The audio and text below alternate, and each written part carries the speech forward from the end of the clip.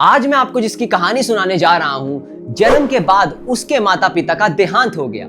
जिस धाई माँ ने उसको पालने की जिम्मेदारी ली, उस धाई माँ का देहांत भी जल्दी हो गया। हालात बचपन में ही इतने बुरे हो गए कि घर घर जाकर भिक्षा मांगकर उसको अपना गुजारा करना पड़ा। जैसे तैसे उसका जब जवानी में विवाह हुआ, तब वह अपनी पत्नी से भी अलग हो गया। कहानी के इस हिस्से तक उस इंसान के साथ इतनी बुरी और अशुभ घटनाएं हुई, लेकिन शायद वह इंसान भी खुद भी नहीं जानता होगा कि इन सब अशुभ घटनाओं के पीछे भगवान का एक शुभ संकेत भी छिपा हुआ है। नमस्कार प्रिय भक्तों, मेरा नाम है उपांत शर्मा, मैं एक ऑथर हूँ। चैनल में आपका स्वागत है। वैसे तो धरती पर जन्म लेते ही बच्चे रोने लगते हैं, लेकिन अगर जन्म लेते ही कोई बच्चा रोने की बजाय राम राम कहने लगे तो ऐसे बालक को क्या हम कोई आम या साधारण बालक कहेंगे? नहीं, हम उसे एक दिव्य बालक कहेंगे।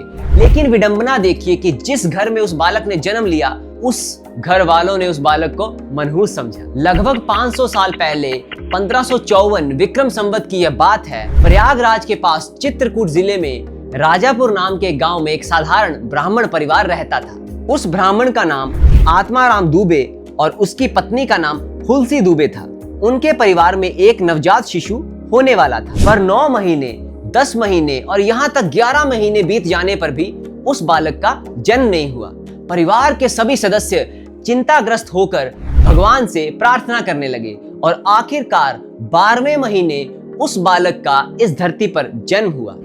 पर पैदा होते ही वह बच्चा रोया नहीं, बल्कि पहला शब्द जो उस नवजात शिशु ने कहा वह था राम। यह अजीबोगरीब घटना देखकर वहां खड़े परिवार वालों ने उस बच्चे का नाम राम बोला ही रख दिया। उस बच्चे के मुंह में जन्म से ही 32 दांत मौजूद थे। यह बात सुनकर आत्माराम दुबे असमंजस में पड़ गए और अशुभ और अमंगल होने की आशंका से डर गए और अपने नवजात शिशु राम बोला के संबंध में कई प्रकार की बुरी कल्पनाएं करने लगे। जब राम बोला की माँ हुलसी दुबे को अपने पति आत्माराम दुबे की इस आशंका और बेचैनी का पता चला, तो वह अपने राम बोला की सुरक्षा के लिए चिंतित हो गई। यही कारण था कि माता हुलसी ने अपने सिर्फ 3 दिन के नवजात शिशु को अपनी दासी, जिसका नाम चुनिया था, उसके साथ चुनिया के ससुराल भेज दिया। इस घटना के दूसरे दिन ही माता हुलसी दुबे का देहांत हो गया और उस चुनिया दासी ने बड़े प्रेम से उस बालक राम बोला का पालन पोषण किया। जब राम बोला लगभग 5.5 साल का हुआ, तो उस समय उसकी धाई माँ चुनिया का भी देहांत हो गया और अब राम बोला इतनी छोटी उम्र में ही अनाथ हो गया और अपना गुजारा करने के लिए घर घर जाकर भिक्षा मांगने लगा। कहते हैं ना कि जब किसी इंसान पर भगवान की कृपा होती है तो उसके सबसे बुरे दिन भी खुद ब खुद अच्छे होने लगते हैं। मान्यता है कि उस राम बोला बालक की दृढ़ हालत देखकर जगत जननी माता पार्वती को उस होनहार बालक पर दया आ गई। माता पार्वती जी हर रोज एक ब्राह्मणी का वेश धारण करती और अपने हाथों से उस बच्चे को भोजन खिलाती। इधर भगवान शंकर जी की प्रेरणा से श्री शैल पर रहने वाले श्री अनंतानंद जी के शिष्य श्री नरहरिदास जी ने इस राम बोला बालक को ढूंढ निकाला। राम बोला को फिर नरहरिदास जी अयोध्या ले गए। विक्रम संवत 1561 को राम बोला का यज्ञोपवीत यानी कि जनेयू संस्कार करवाया गया। बालक राम बोला ने बिना सिखाए ही गायत्री मंत्र का जाप किया, जिसे सुनकर सभी हैरान हो गए। स्वामी नरहरिदास जी ने उस राम बोला बालक को राम मंत्र की दीक्षा देकर उस बालक का नाम तुलसीदास रखा। बचपन से ही तुलसीदास जी बड़ी प्रखर बुद्धि के मालिक थे। वह अपने गुरु के मुख से जो भी सुन लेते थे, उन्हें वह सब याद हो जाता था। अयोध्या से कुछ दिनों बाद गुरु शिष्य दोनों सूकर क्षेत्र सोरो पहुंचे, जो आज उत्तर प्रदेश में स्थित है। वहां श्री नरहरिदास जी ने तुलसीदास जी को श्री रामचरित सुनाया। श्री नरहरिदास जी तुलसीदास जी के साथ कहाँ रहते थे, अगर आप यह जानना चाहते हैं तो आप हमारा कामदगिरी पर्वत का एपिसोड देख सकते हैं, ऊपर आई बटन पर क्लिक करके। कुछ दिनों के बाद तुलसीदास जी काशी चले गए। काशी में गुरु श्री शेष सनातन जी के पास रहकर तुलसीदास जी ने 15 वर्षों तक वेद वेदांग का अध्ययन किया। एक दिन बैठे बैठे तुलसीदास जी को अपने जन्मभूमि की बहुत याद आई और उसे देखने की तीव्र इच्छा हुई। इसलिए तुलसीदास जी ने अपने गुरु से आज्ञा लेकर अपनी जन्मभूमि की ओर चल पड़े। जब तुलसीदास जी अपनी जन्मभूमि राजापुर गांव पहुंचे, तो उन्हें पता चला कि उनका सारा परिवार ही नष्ट हो चुका। विधि पूर्वक तुलसीदास जी ने अपने पिता एवं पूर्वजों का श्राद्ध किया और वहीं रहकर लोगों को भगवान राम जी की कथा सुनाने लगे। संवत 1583 में भारद्वाज गोत्र की एक सुंदर कन्या जिसका नाम रत्नावली था, उसके साथ तुलसीदास जी का विवाह हो गया और फिर सुखपूर्वक तुलसीदास जी अपनी नवविवाहिता पत्नी रत्नावली के साथ रहने लगे। एक बार उनकी पत्नी रत्नावली अपने भाई के साथ अपने मायके चली गई। कहा जाता है कि तुलसीदास जी अपनी पत्नी में बहुत आसक्त थे, इसलिए भयंकर बारिश और तूफान की परवाह ना किए बिना ही तुलसीदास जी भी पीछे पीछे अपनी पत्नी के मायके पहुंच गए। पत्नी रत्नावली ने अचानक तुलसीदास जी को वहां देखकर बहुत धिक्कारा और कड़े शब्दों में कहा कि जितनी आसक्ति तुम्हें मुझ में है, उससे अगर आधा प्रेम भी तुम प्रभु राम से करते तो तुम्हारा बेड़ा पार हो गया होता। श्री तुलसीदास जी को अपनी पत्नी के यह शब्द एक तीखे तीर की तरह चुभ गए और वह वहां एक क्षण भी नहीं रुके और वहां से चले गए। वहां से चलकर श्री तुलसीदास जी प्रयागराज आए और अपना गृहस्थ वेश त्याग दिया और साधु वेश ग्रहण कर लिया और कई तीर्थों के दर्शन करते करते फिर वह काशी पहुंचे। एक दिन काशी में श्री तुलसीदास जी को एक प्रेत मिला जिसने उन्हें हनुमान जी का पता बताया। उसके बाद वह दिव्य घड़ी आई जब श्री तुलसीदास जी को श्री हनुमान जी के दर्शन हुए और हनुमान जी से तुलसीदास जी ने रघुनाथ जी यानी प्रभु श्री राम जी के दर्शन करने का आग्रह किया। श्री हनुमान जी ने श्री तुलसीदास जी को आगे यह बताया कि उन्हें श्री राम जी के दर्शन काशी में नहीं बल्कि चित्रकूट में होंगे।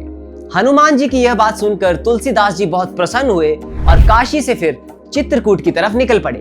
चित्रकूट पहुंचने पर तुलसीदास जी ने राम घाट पर फिर अपना आसन जमाया।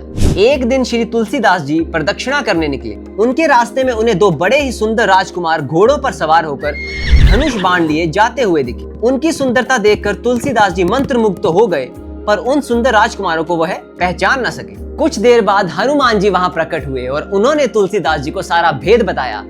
यह जानकर तुलसीदास जी को बहुत पश्चाताप हुआ कि वह प्रभु राम और लक्ष्मण जी को पहचान ही नहीं सके। हनुमान जी ने तुलसीदास जी को सांत्वना दी और कहा कि धीरज रखो, प्रातः काल कल सुबह फिर से तुम्हें प्रभु श्री राम जी के दर्शन होंगे। संवत 1607 की मौनी अमावस्या को श्री राम जी फिर से प्रकट हुए, पर इस बार एक बालक के रूप में आए। उन्होंने बालक के रूप में तुलसीदास जी से कहा कि बाबा हमें चंदन दो।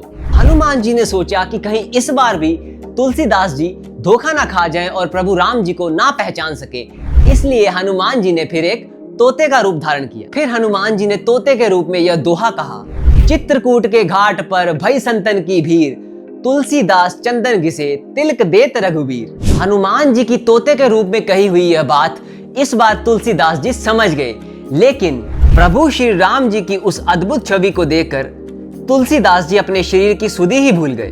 फिर प्रभु श्री राम जी ने अपने हाथों से चंदन लेकर अपने और तुलसीदास जी के माथे पर लगाया और वहां से अंतर्ध्यान हो गए। संवत 1628 में तुलसीदास जी काशी के प्रहलाद घाट पर एक ब्राह्मण के घर रहने लगे। वहां उनके अंदर कविता लिखने की शक्ति का प्रादुर्भाव हुआ और वे संस्कृत में पद रचना करने लगे। लेकिन उनके साथ एक अजीब घटना घटती थी। सुबह वह जो भी संस्कृत में पद लिखा करते थे, रात को वह सब गायब हो जाते थे। 8वें दिन श्री तुलसीदास जी के साथ एक और अद्भुत घटना घटी। इस बार तुलसीदास जी के सपने में प्रभु श्री शंकर जी आए और भगवान ने उन्हें यह आदेश दिया कि तुम संस्कृत में नहीं, आम लोगों को समझ आने वाली अपनी भाषा में काव्य रचना करो। तुलसीदास जी की एकदम से नींद खुल गई और वह उठकर बैठ गए। उसी समय ऐसी मान्यता है कि भगवान शिव और माता पार्वती ने उनको साक्षात दर्शन दिए और उन्हें देखकर तुलसीदास जी ने उनको साष्टांग प्रणाम किया। फिर भगवान शंकर जी ने उन्हें आदेश दिया कि आप अयोध्या जाओ और वहां जाकर हिंदी में काव्य रचना करो। तुम्हारी यह रचनाएं सामवेद के समान फल देने वाली और प्रसिद्ध होंगी। तुलसीदास जी भी भगवान शिव की आज्ञा मानकर काशी से फिर अयोध्या चले गए। संवत 1631 की शुरुआत हुई। उस दिन रामनवमी के दिन कुछ वैसा ही योग था जैसा त्रेता युग में राम जन्म के दिन था। उस दिन प्रातः काल श्री तुलसीदास जी ने श्री रामचरितमानस लिखना शुरू कर दिया। लगभग 2 साल 7 महीने और 26 दिनों में माना जाता है कि इस श्री रामचरितमानस ग्रंथ की समाप्ति हुई। इसे किस्मत का खेल कहें या खुद प्रभु श्री राम जी की इच्छा। संवत 1633 में राम विवाह के दिन श्री तुलसीदास जी की श्री रामचरितमानस के 7 कांड पूरे हो गए। इसके बाद भगवान की आज्ञा पाकर तुलसीदास जी इस बार फिर अयोध्या से काशी चले गए। इस बार वह काशी इसलिए गए क्योंकि उन्होंने काशी विश्वनाथ ज्योतिर्लिंग में भगवान शिव और माता अन्नपूर्णा के सामने श्री रामचरितमानस सुनाया और रात में वह ग्रंथ श्री विश्वनाथ ज्योतिर्लिंग मंदिर में रख दिया गया। और सुबह जब मंदिर का दरवाजा खोला गया तो श्री रामचरितमानस पर यह लिखा पाया, सत्यम शिवम सुंदरम, सत्य कल्याणकारी सुंदर, और नीचे श्री रामचरितमानस के भगवान शंकर जी का सही का निशान भी था। उस समय मंदिर में जो भी लोग उपस्थित थे उन्होंने बताया कि उन्होंने अपने कानों से सत्यम शिवम सुंदरम की आवाज सुनी। जब यह अद्भुत बात वहां के पंडितों ने सुनी तो माना जाता है कि उन पंडितों के मन में ईर्ष्या आ गई। पंडितों ने श्री रामचरितमानस को चुराने के लिए तुलसीदास जी की कुटिया में, कहा जाता है कि 2 चोर भेजे। चोरों ने वहां जाकर देखा कि 2 वीर धनुष बाणधारी तुलसीदास जी की कुटिया के आसपास पहरा दे रहे थे।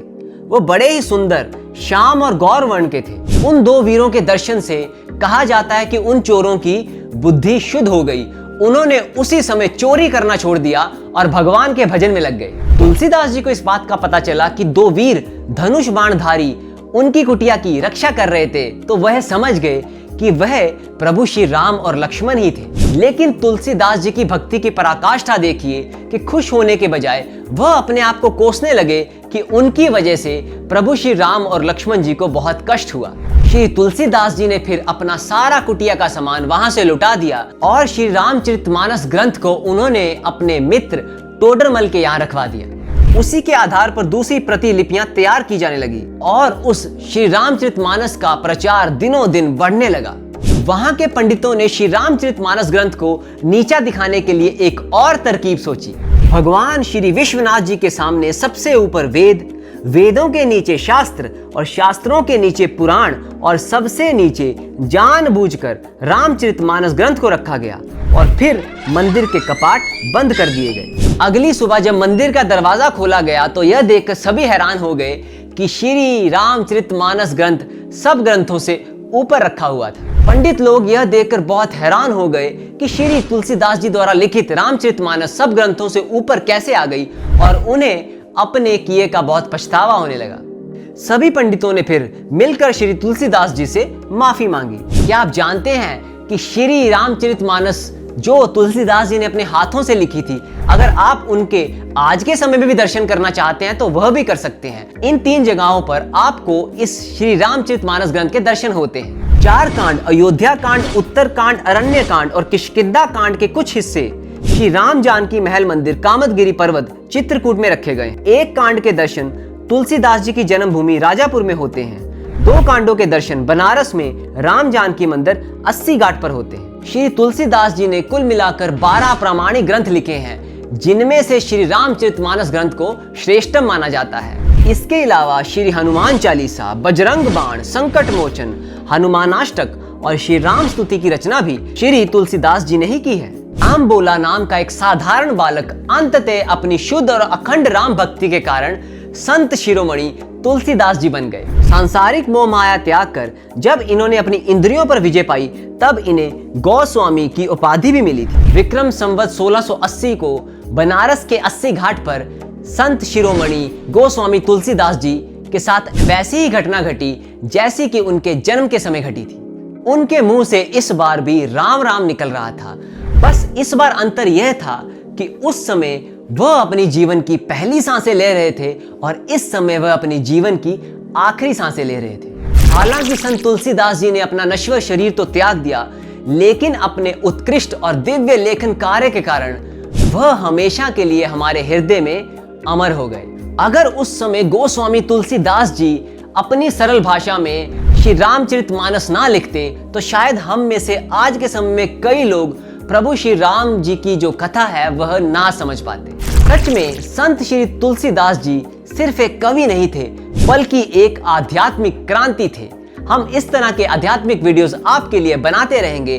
तब तक आप अपना पूरा ख्याल रखें। जय श्री हनुमान जी, जय श्री राम जी, जय श्री तुलसीदास जी।